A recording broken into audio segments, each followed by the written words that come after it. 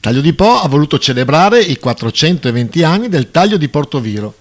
La successiva rievocazione, voluta con determinazione del sindaco Laila Marangoni, ha coinvolto decine di figuranti richiamando una numerosa folla di cittadini e visitatori. Era il 16 settembre 1604 quando Giovanni Zane, incaricato della supervisione dei lavori, annunciò al doge Marino Grimani che il nuovo ramo del Po era stato finalmente aperto.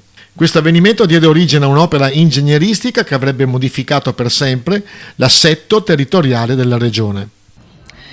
Oggi alle ore 19, con il favor del Signor Dio, sia dato l'acqua al nuovo taglio, la qual vi è entrata per 50 e più aperture, che si sono fatte nel medesimo tempo all'argine, e dopo aver fatto un poco d'empito in spazio d'un'ora in circa, si parezzò con l'altra acqua dell'alveo, e continua il suo corso, come fa tuttavia placidissimamente.